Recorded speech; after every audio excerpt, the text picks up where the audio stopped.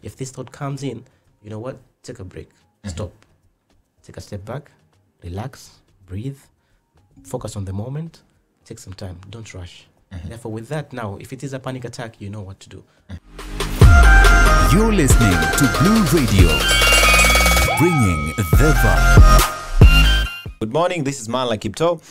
Remember, men, this morning and every other morning, we can continue having this conversation on all social media platforms at Blue Radio Kenya. Hashtag, as always, hashtag Breakfast Vibe Show. Now, more importantly, I want to remind you that the moment of truth, the moment you all have been waiting for, is with us. And of course, as I promised, we're going to be talking about mental health. And of course, men, why is it important to champion for this conversation? And I am joined by an expert this morning. While reading his portfolio, his brief,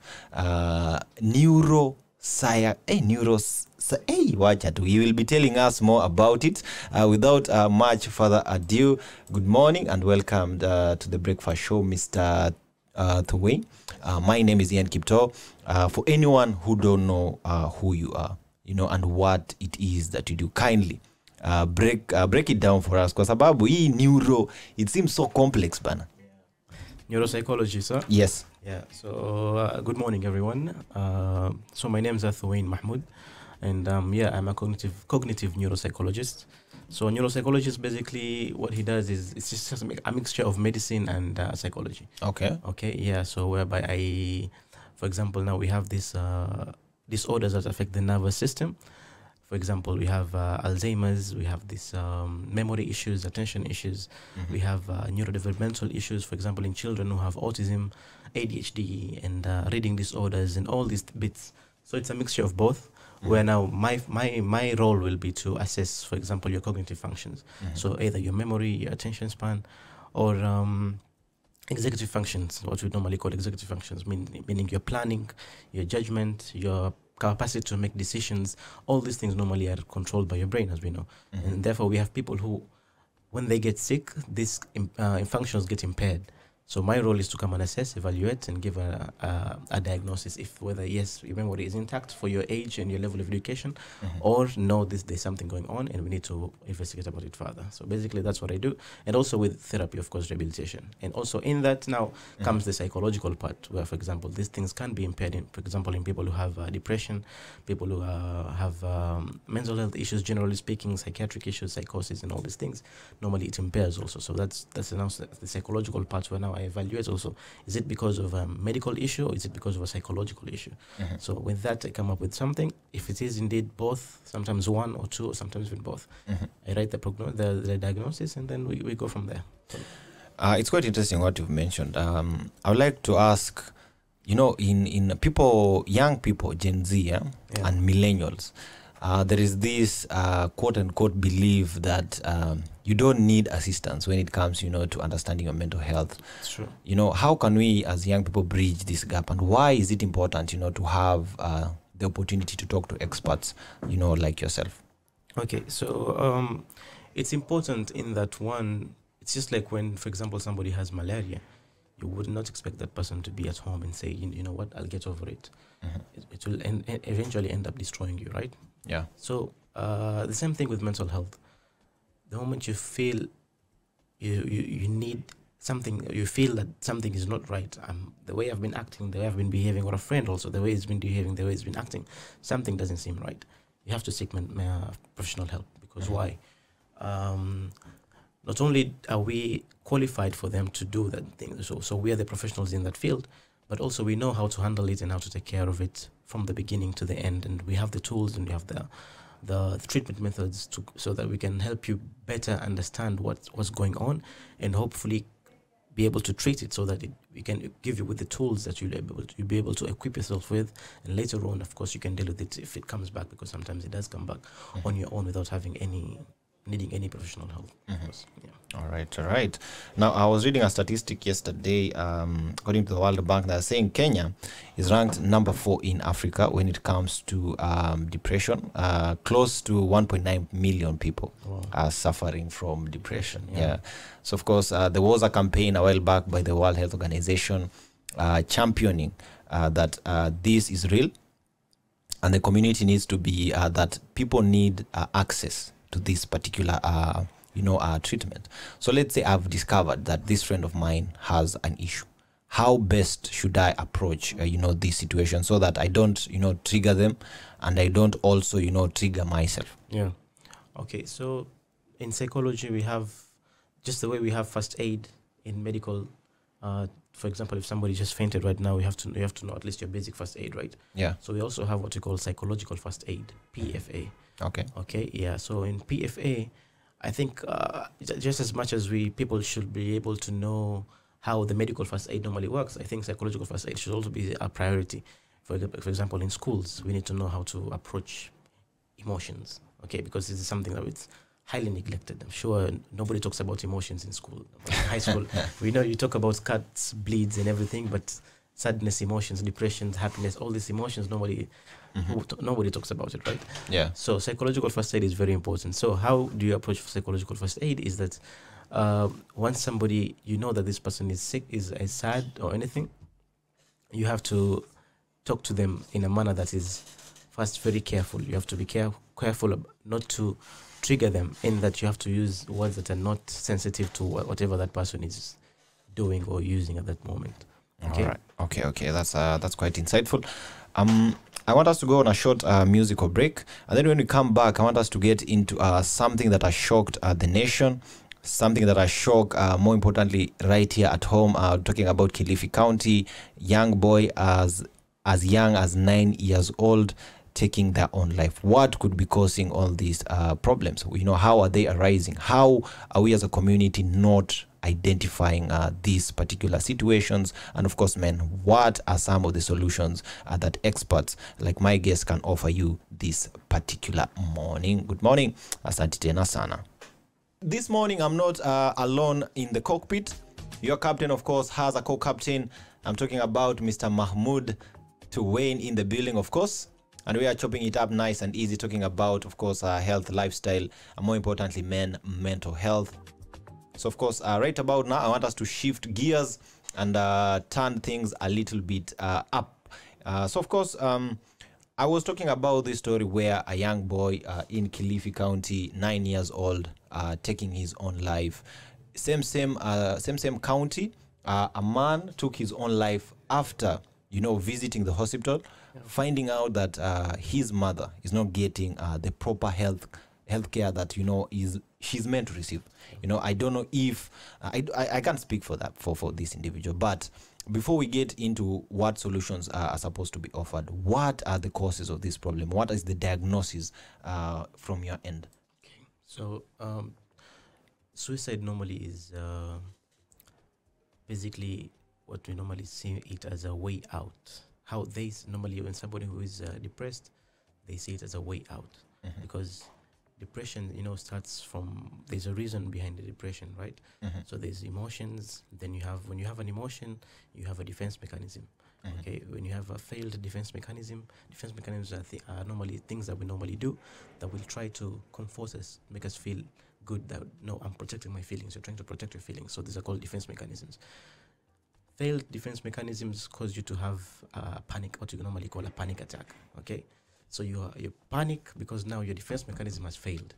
All right, so you get into panic mode. So you have a panic attack. Now the panic attack, if that also fails, now we come into long term or many panic attacks now get something that's chronic, right? So chronic sadness now comes into a depression now. So you've sunk into depression now. That's why we say you're sinking into depression. Depression normally is like literally a depression, right? Yeah, it's a depression. Okay. Yeah, so you're in now the depression. So now when you're in the depression, for example, now picture somebody in a well. Yeah. Okay, a very dark well, a very deep well. Okay, it's dark, you don't see any out, all you see is just this darkness, surrounded by darkness. The thing about depression is that even the neurotransmitters, the hormones that responsible for making you happy, and for example the serotonin, the dopamine, and all those, they're all going low. So you have literally nothing to bring you out of it. Even the best comedian won't be able to get a crack out of you. So that's normally because you don't even understand the jokes anymore. Everything is just blocked and it's just pure darkness. So what is the thing that is normally constant, that you know this is a sure thing. Because in depression, you don't have any surety. You don't know what's happening. But there's always this one thing that we know in life, that we know this is a sure thing. If this happens, this is a sure thing. What is it? It's death. Yeah. Okay? Death is inevitable. Yeah. You know that death is inevitable, and death. So in that moment now, so you know the only way out of this hole is dying. That's the only way I can escape. Because in the person's mind, that's how they're thinking. That's depression now. Okay? Yeah. So when we say in the person's mind, basically now this is something that affects, you know, your cognitive, you know, your thinking apparatus. Now combined with emotions, now it becomes like a whole bomb. Yes. So normally, even with there's something called CBT, okay, cognitive behavioral therapy, which is one of the therapies that we normally do provide for depression. Okay, of course, after medication helps, and then we combine it with therapy. So these two have to go hand in hand, and eventually the person works it out. How does CBT work? Normally is basically trying to show you the relationship between your thoughts and your actions and your emotions, because there's always a relationship. It's a triangle. It's called the cognitive triangle. Okay, so we have the cognitive triad. Sorry, we have the emotions, we have the actions, and then which therefore leads to the your thoughts. How your thoughts influence your emotions, which later influence your actions. Okay. Yeah. So once we show you this relationship, and then you understand that actually what led to this was because maybe my thoughts, the thinking that you were talking about, the cognition now, have been distorted. Okay. So what we do is cognitive restructuring. We try to restructure your thoughts now. So we try to change the way you perceive things. Maybe you perceived something wrongly. Okay, maybe you thought it's all on you, because we have also what we call normally biases. Okay, so biases are normally the way your mind thinks. Normally we have many forms of biases. Okay, so the one that normally comes, the first one in your mind, is the one that people normally mostly go with, and therefore normally the first one that comes into your mind normally is not the right one, because probably you're doing something called emotional thinking or emotional reasoning, where you're reasoning using your emotions and not your thoughts. Okay. Now, how do I identify that? That's why you're told exactly. Yeah. You should not make decisions when you're angry. You should not make decisions when you're happy. You should not make decisions when, for example, you're sad. Why? Because probably at that moment you'll do this emotional reasoning, and you should not be thinking with your emotions, but you should be thinking with your brain. Yeah, exactly. You should have cognition not the emotional side of it. So therefore, if it is in the emotional reasoning, so now we show you how. So this emotion led to this thought, and this thought led to this action. So now you see why this action happened. Yes, I do. Okay, so what do we change? I have to monitor my thoughts. Okay, so you monitor your thoughts. You catch them before they get into action. The moment you know, so I equip you with this. We do what we call psychoeducation. I educate you on this. I educate you on how thoughts come in the beginning, right? And once you see this thought now coming in, you capture it immediately. Oh, this is now what we call a cognitive distortion. So they're called cognitive distortions. So this is so I'll teach the list of I'll teach the patient the list of cognitive distortions, so that you'll be able to identify them. Once they come in, you capture them before they do their effect, and I've given you the tools now how to deal with it. For example, I tell you now, if this thought comes in, you know what? Take a break, stop, take a step back, relax, breathe, focus on the moment, take some time, don't rush. Therefore, with that now, if it is a panic attack, you know what to do. Maybe I've taught you maybe progressive muscle relaxing, which is one way of relaxing also. In terms of people who have panic attacks, PMR. So I teach you how to relax your muscles, progressive muscle relaxations. And therefore, with that now, eventually, you know how to control your emotions. You can take that pause, because you won't make those rash decisions, which normally would lead to bad decisions. Bad decisions, yeah. You know, when we talk about health, yeah, we all grow up in different family settings. You know, family are different. You know, built differently. People grow in different environments.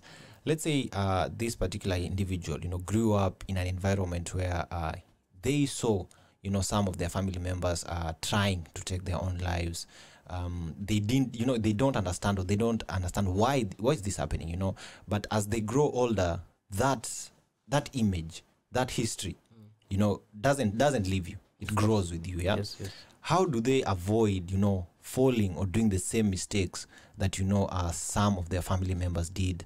And is it, you know, are these situation or these conditions are they hereditary, or kwa sababu ilikuwa kwa familia yetu lazima pia mimi nitakuwa nayo, or how does it work? Okay, so there are some studies that show that yes, suicide sometimes it's not hereditary, but there is an increased risk of it passing by to the descendants. Okay. Yeah. So for example, it's not hereditary in that it passes through the genes, but there is that trauma side of it. So, for example, if you do know that somebody passed away from suicide, that thoughts will always linger in your mind, behind in the back of your mind. So whenever there's something, your mind will take you back to that moment. There is suicide. So that can give you two outcomes. Either it's the same way with abusive parents. For example, if you grew up with abusive parents, you'll either want to become you'll become a very good parent, where now you'll over love the children because you don't want to go back to that. Yeah. Or hurt people, right? Yeah. Where because you are hurt, you will also want to hurt back, because without even knowing, right? Yeah. So there's always two outcomes. So these are and they're always the extremes, right? So you'll either go the extreme where you'll overly, of course, which is also not good, or you will now hurt people, or you'll also hurt people. So the same thing with that. Now, how will you cope with it, knowing that in my family there is this thing, maybe it has happened before and all these things? The first thing I'd say is always seek therapy, okay? Because with a therapist now, we will inform you on how to handle these things and how to take care and how to capture these thoughts. Because as I said, normally, this is all about thoughts, your emotions and thoughts. You have to regulate. Emotional regulation is something that is very, very important in any human being that you have. You have to know how to regulate your emotions. You have to know how to be in the present. You have to know how to capture these distortions, because distortions are there. Everybody has cognitive distortions. Everyone has these things. If I mention for you some of the cognitive distortions, you'll be surprised. You'll be telling me, oh, I have this every day, actually.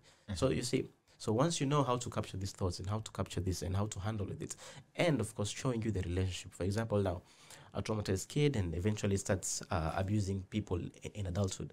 So I will tell you, see, this normally in psychology, this is how it is. Because you are abused, now you're also seeking to do the same because of this, and I'll show you the lines and everything, and therefore it all makes sense.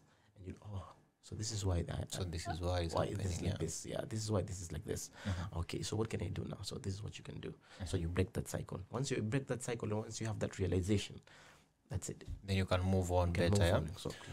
So as we speak, I was reading an article right here this morning from, let me just confirm this. This is from The Star. And it is saying, I think on Monday, a young man, 29 years old in Kasarani, Nairobi, I think set himself ablaze. Now, Kenya right now, without a doubt, our population is mostly comprised of young people. And I would... but this is my own analysis. Many young people right now are, battling, I would say, finishing university. The notion or the belief there are no jobs. And then there is also now the rising cost of living. We have seen increase in taxes. We are seeing all these things happening in the economy. Yeah? As a young person who maybe, going through school, you weren't prepared for this part of life. How should you, as a young person, approach these new changes that have come drastically? No one is preparing you with it. You are first time away from home, that kind of thing. How should you handle yourself so that you don't fall, like we've said, into this depression? The depression itself. Yes. Okay. So I think first you have to. I think we live in a fast-paced world, right? Where, for example, statuses are 30 seconds long. TV programs these days, they cannot be more than 1 hour long. You have to always, it's a fast pace. People don't have the time to sit down and focus on things. So I'd say the first thing is try to slow down. Okay, slow down. And then there's something that you have to also to appreciate is the journey. That normally there's always a journey. Things don't just happen in one night, or you always have to appreciate the journey. Okay, equip yourself with the psychological tools that are important for you. Read more books that will normally help you with these tools that will help you equip yourself in fighting or in combating these thoughts that will normally come in and have you thinking that, oh, I'm not doing best, I'm not doing good. Why is this person already in vacation and I'm in university struggling? Okay, so you have to understand things normally take time. Nothing happens in a fortnight. If it does, in a night, sorry. If it does happen, then of course normally things take time. There's always a journey to it, right? Yeah. So you have to have that moment, because normally in psychology, mindfulness, I don't know if you've heard of this, the term mindfulness. You have to be always in the moment. Try to appreciate the little things that you have. Family time is also important. And one of the other factors normally is faith. Okay, faith plays a very, very big role normally. We've seen people who, for example, have been in depression and without even thinking mental health, not that it's recommended, but faith was a very strong link, because eventually they tell you, you know what, I just couldn't do it because I know God is with me. Okay, so faith is in fact one of the strongest protective factors. We call them protective factors. One of the strongest protective factors that will normally help. So practice being in the moment, appreciate the little things that you have, trust the process, be there. As long as you're being consistent in what you're doing, and of course equip yourself, read as more books as you can. And I think one of the other things normally these days I've seen is an increase in drug use. As much as it's something that, it's being made as something cool to do and all these things, but they do play a huge role on our thinking capacity and our thoughts and our emotions and everything. So we have to also, I think, as a country, we have to do something on these drug elements, especially in the coast. I've seen also in Nairobi, in the coast, I thought there's a heroin there's a pandemic. Yeah, exactly. Then in Nairobi, so there was this changa thing going on, right? Up country. Yeah, for sure. Yeah, so the drugs also, I think, is something that the national policies we have to be more strict on this, because as much as it's a thing about, I don't know, they say it's cool and all these things, but eventually we know that these things are harmful, and they eventually, of course, play into the thoughts that you normally have, the negative thoughts that you normally have. So yeah, basically that's what I will recommend. All right. Right about now, we are in that conversation, and I have to say, man, this is a life-changing conversation. Of course, man, you have to be in on the airwaves to get and understand what we are doing this morning. Yes, man, I'm chopping it up, of course, with Mr. Mahmood Thuwein in the building. So remember, man, you can listen to us live via the website www.blueradio.co.ke, or alternatively hit our socials at Blue Radio Kenya. Drop me a message, send me that question you want us to engage this morning, and we will be so kind to engage and, of course, interact with your lovely questions. Now, I want to jump somewhere closer to home still. Last week, I believe there was a case, and I believe there was also a case, I believe sometime this week. A young lady in Pwani University. She was stabbed several times. It is not clear by who, because of what reasons. But in the current generation right now, we are seeing a lot of young people engaging in these romantic relationships. I would go as far as to say we don't understand what we are getting into, or we believe we know what we are getting into. But after these relationships have ended, after some certain things are revealed unto us, our response is not that good. How should we, approach these situations when these relationships end? How are we supposed, to carry ourselves up? Because this is a gap that, also leads young people and young folk right now into this depression again. How can we, navigate the same waters? Okay, so this normally goes with a subspecialty of psychological marriage counseling and marriage therapy, which I'm not a professional in that. I have to put it out there already. But I think in my two cents is that I think, you normally say when you have a hammer, everything looks like a nail, right? I don't know if you know that saying. So what bounces back to me again is the same thing that I was talking about before, is this the thinking ways, right? Yeah. So, and actually normally we have something called actor-observer bias. It's something that's the biases that I mentioned, and one of the biases we call the actor-observer bias, where we have a tendency to blame everything on others and not ourselves. Okay, so it's always something that they did this, they did that, they did this, they did this. It's a bias. Why? Because we always want to protect our feelings, right? You don't want to be the one who's guilty. You don't want to feel like it's always guilty, right? I'm the one. It's not me. It's them, right? Yeah. Normally, it's not me. Yeah, it's not me. It's them. It's not me. It's not them, right? Yeah. So you have to, for example, put yourself in the situation of that lady or that guy, whatever it is, whoever the partner will be. Try to understand. Why was it that? Is it because maybe it's something that I did? Is it something that I did that normally led to this? What was it? Well, we have to have more candid conversations. And in the beginning, of course, as we were talking before, what was the objective of you getting into that relationship eventually, right? Because normally, you have to, even when you're dating somebody, there's always objectives, right?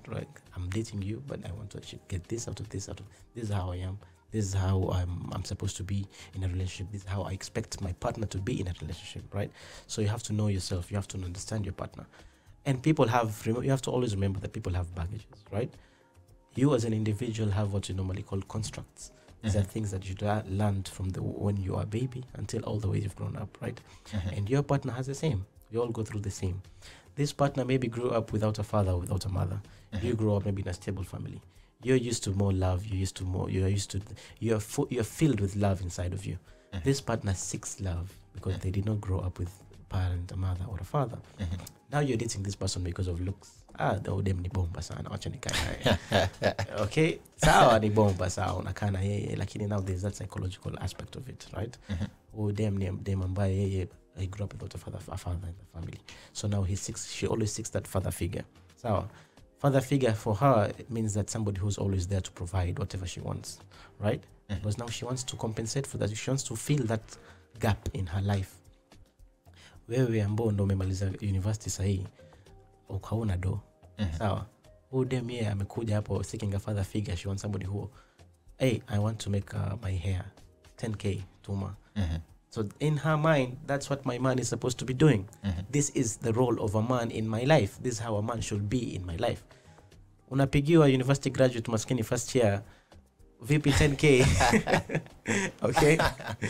Where you're like, ay, 10K, now dem na so 1, 2, 3, 4, 5, 6, 7. The girl said, you know what, this guy is actually not worth it. Maybe you're kind and loving, you're giving her another part of her life that she missed out. Yeah. So maybe you're kind and loving, so you're giving her that part, but then there's another part which she's feeling like something is missing. So she seeks to seek that other part while still holding on to you because she doesn't want to lose the other part. Eventually that leads to what? Cheating. You find out, you both break up. So I think that, relationships normally are so complex. That's why there's even a subspecialty of psychology just for relationship. There's the marriage therapy, the marriage counseling. And there's also relationship psychology, where you just focus on how the dynamics of relationship impact people. And when you understand that people have a past, and we all grew up in different homes, we all grew up with different settings, and we all have different. For example, right now, if I ask you, I was at Mount Kenya University when we were doing it was a sort of a men's conference once, and somebody asked a question where they said, I've been with so many women, but I still haven't found my perfect woman. How would you advise me? And I told him, what is a perfect woman for you? Because if somebody keeps searching and they don't find what they're searching, maybe you don't know what you're searching for. Yeah. Right? So first define what you're searching for, right? This is the kind of woman that I want. Once you have this kind of woman, both psychologically, financially, attractiveness-wise, all these things, consider them. It's a fact. These things are there, right? Put them down in a list. Decide, this is the kind of woman that I want. Seek out for them. Don't put yourself out there just for lust. You just want to fulfill your needs and all these things. No. If you're really serious about a relationship, then do all these things, and eventually, of course, you always end up with somebody who's the right one for you, I think. So those are my 2 cents in terms of those things. All right, quite insightful, that one. I want us to look into community involvement, and our case study this morning, of course, is 9-year-old boy in Kilifi who took his own life. Story goes, he was sent by the parent to go fetch firewood. Normally, you're supposed to take a certain period of time, but on this particular day he took much longer. So once the parents and the family started seeking his whereabouts, they realized, or rather they found his corpse out in the woods. So my question this morning is, as a society, as a community, how best can we equip ourselves to provide an environment that enables everyone to thrive, not only adults but also young people? Because sometimes we look at this situation like men are suffering most, but we forget that also young people can be affected. We forget that women also can be affected. How can we create this particular environment? Okay, so I work with most of the times I work with children with special needs, so meaning the autism and the ADHD. In fact, I also collaborate with a special needs school called Bright Beginning Center found in Nyali. And therefore, one of the main topics that we normally talk about is stigma, the topic of stigma. The stigma that the society normally creates for different kind of things, for children with special needs, for men, for women, for young people, for old people. As humans, we like to categorize things. Yeah. We always do categorization. Because a lot. It helps us, it's because it helps the thinking process. The brain has less work to do. Okay, once you put something into a category, you have less work to do, right? That's why we have organization drawers, we have all these things, because you know exactly where to go to find it. So it's the same thing with your brain. You'll always categorize things. So once you categorize things, it becomes easier, but eventually also it creates other things. So now this creates the stigma type. So for example, stigma normally in psychology, there's a societal stigma and the self-stigma. Okay, now because we're talking about the society, I'll talk about the societal stigma. The societal stigma normally is created through something that we call stereotypes, which normally creates stereotypes, prejudice, and eventually discrimination. Stereotype is what, for example, the young men are supposed to be providing. So that's now a stereotype, right? Prejudice is that now this guy is not. So I can't associate with him because he's not providing to me. So that's now prejudice. Discrimination now is where now you're saying, okay, I cannot be with somebody who does not provide for me. So now if you see how the stigma has created a stereotype, which eventually created a prejudice, which eventually led to discrimination. So as a society, I think we have to work on the stereotypes. We have to really abandon the stereotypes. We have to work on them. We have to learn about how stereotypes affect normally individuals and as a society as a whole. For example, now in the case of that, I don't know what led to him being killed. Was there something that was it discriminatory? Was it because of a stereotype? Was it because of a prejudice? Because it's always, in terms of society, it's always one of these three things, right? It's either a stereotype, it's either a prejudice, or it's because of just discrimination, like skin color and all these things. That's also a prejudice. Tribalism in Kenya, we know that is very prevalent. That's a discriminatory thing, which comes from the stigma, of course, again. So these things are always correlated. So I don't know what happened to them, but always the best thing to do is tolerance. As a society, we have to understand people's cultures, people's way of thinking, people's way of reasoning. Because if we don't understand a person, if you don't understand the society, you have to understand why a person reacts the way they do. Because once you understand why they react the way they do, maybe you also have the same thing. Maybe you relate with that more. And eventually you'll see we are all humans after all, and we all need to understand each other and create a space for each other, which is, of course, we should be comforting and should be there for each other. So education of the mind, I think, is something very, very important, where we have to learn about the societies. We have to understand how to accommodate people, how to regulate our emotions. And once we understand all these things, I think it will be in a place more harmonious, actually. So, yeah.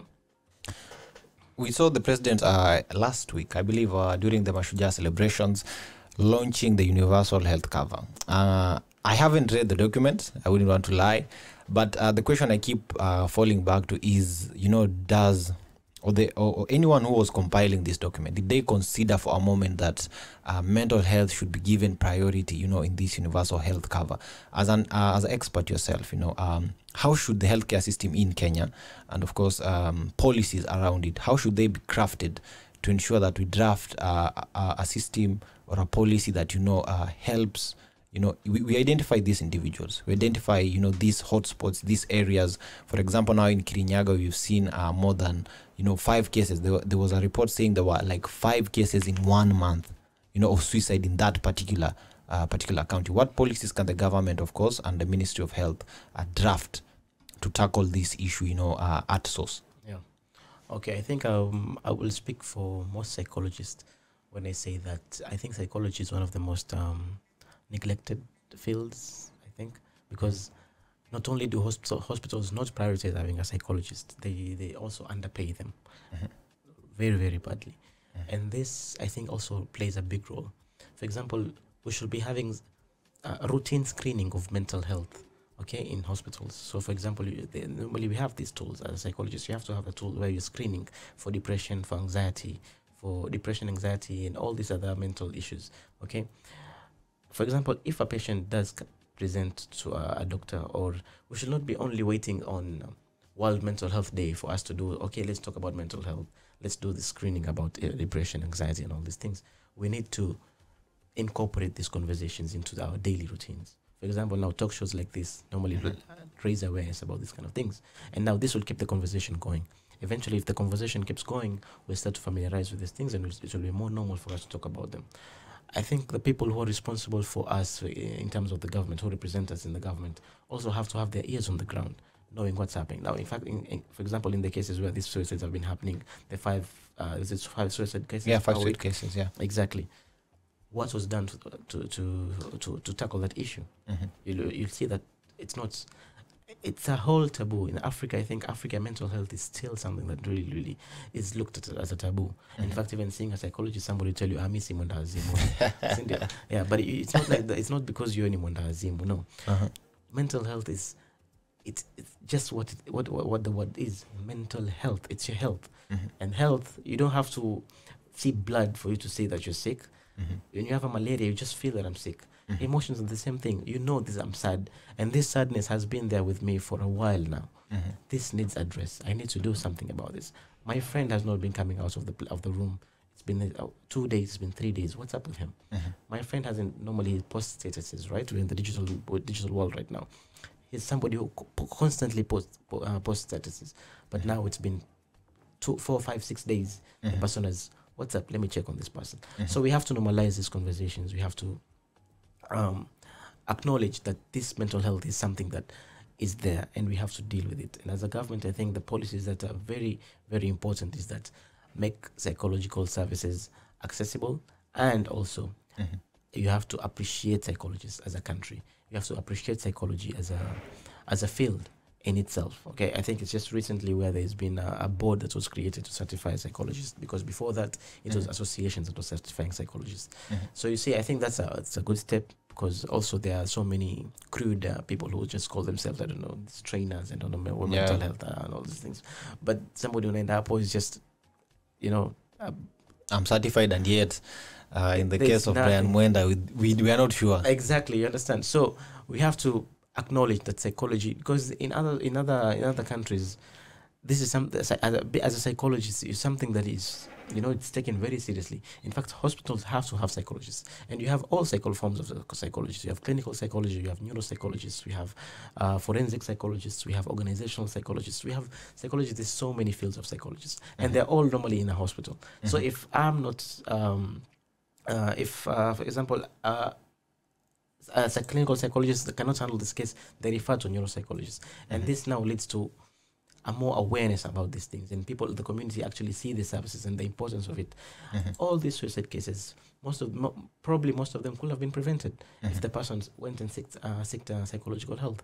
Maybe the person cannot go, because I know for sure thing that Mashinani, there's no psychologist, right, in the rural areas. Yeah, for sure, because of course in Mashinani, who will hire psychologists? Yeah, who would pay for a psychologist, right? Yeah. So the government can come in. You know what? As a government, we'll take care of you as a psychologist. We'll pay you as a psychologist. Be there, do what's necessary, and you'll see how all these things will be able to be tackled eventually. But this lack of support from the government really downplays the field of psychology, and eventually, of course, the community gets impacted, and even the psychologists themselves get impacted, of course, because now you spent all this time studying and all these things, but then you end up feeling unappreciated as a person. So, yeah. All right. Inakuwa nzuri tena sana, 9:42 in the AM. I want us to hit the musical streets with this one by Mr. Easy featuring the Soweto Gospel Choir, najulikana kama Exit. And then when we come back, we'll be, of course, wrapping things up. Inakuwa namna hiyo. Remember, men, we are live via www.blueradio.co.ke. Feel free to send us a question, any comments. We'll be very, very happy to sample your feedback. I want us to wrap up our morning chat. And of course, if you haven't been following the conversation, we are just talking about how mental health is important, how society can be involved, and of course how the national government and the whole community can come on board and create solutions to champion for the same. I want us to finish by giving you an update. Of course, how can you you have identified your colleague as this challenge? What numbers can you call? What places can you reach out so that these people get the help that they so much need? Yes. And of course, how can you reach Mr. Thuwein if you need his services? And of course, how can you navigate this whole problem? Not only understanding that you're not alone, but there's a whole community you can tap into. Karibu-san. Yeah. So there are many organizations normally in Kenya. I just saw some of them here. I think there's one called Befrienders Kenya, which is a charitable initiative that offers suicide prevention support.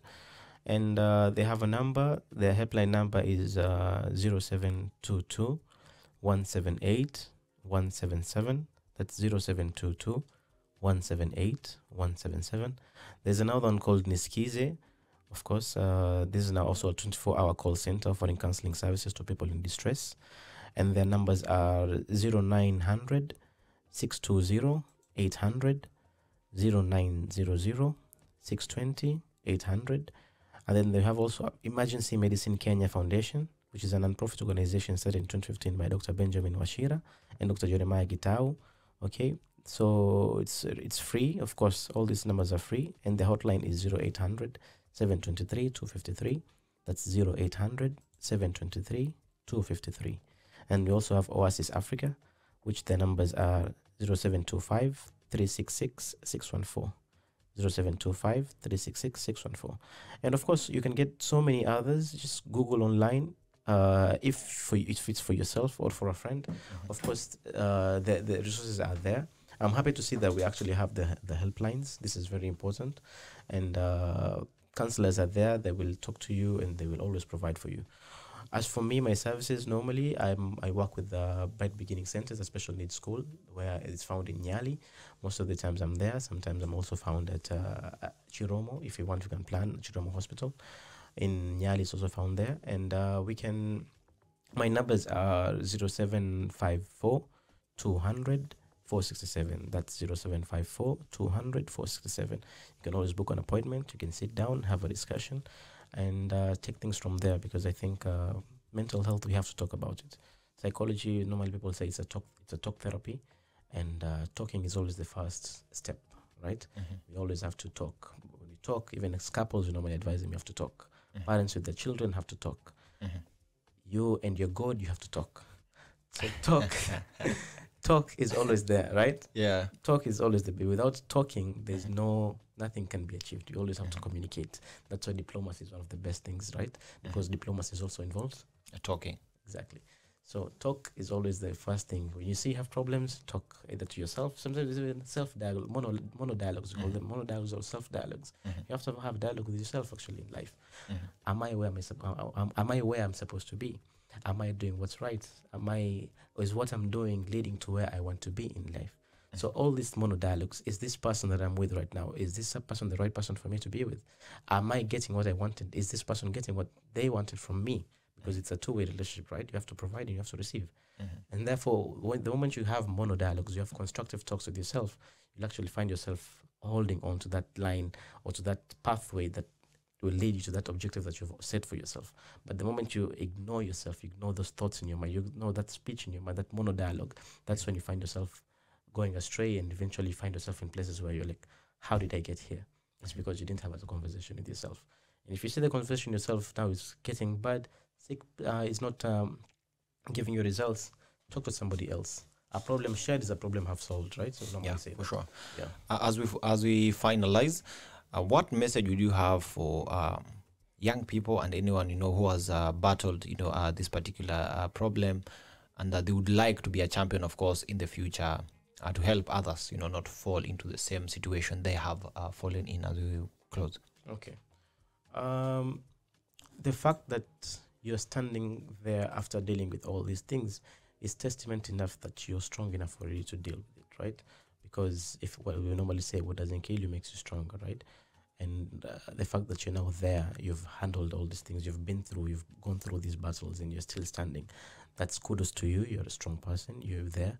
And if you're still in the moment now where you're in the depression phase, seek professional services, of course. Seek out the numbers I already mentioned before. Seek out online. You can just Google, find the closest therapist, find the closest counselor, talk to somebody, talk to a friend. If you can't go to counseling services, talk to a friend, and this friend maybe can talk to somebody else who maybe knows somebody who's a counselor or a therapist or a professional who will eventually help out. You're not alone. The community normally stands with you. As professionals, we are obligated to be with you. Of course, we are there for you. You can always reach out to us. And mental health normally is a journey. The thing about behavior therapy is that it's not something I'll give you medication and you'll get better in 2 to 3 days. It's something that takes a month, 2 months, 3 months. But the thing is, you improve as day goes by. And the good thing about us is that we equip you with tools. We don't just give you the medication. Right next time you have to come back to us, write a prescription again and give you again medication. No, I give you the tools. so that you can be able to handle it when it comes back later. Okay, because the thing about behaviors or emotions that when they go, they do come back. Okay, because you have triggers, right? Eventually, so we have to equip you with the tools so that when it does come back, I actually know what to do. So yeah, that will be my final say. All right. Thank you very much for making the time. You're welcome. It has been fantastic. Of course, if you missed this particular episode, catch the replay, of course, on our YouTube pages and Spotify page at Blue Radio Kenya. You can also catch it on Apple as well and all other streaming and podcasting platforms. It will be, of course, uploaded much, much later. You can enjoy and have a repeat and a feel of what we had broken down earlier. Inakuwa nzuri tena sana. You're listening to Blue Radio, bringing the vibe.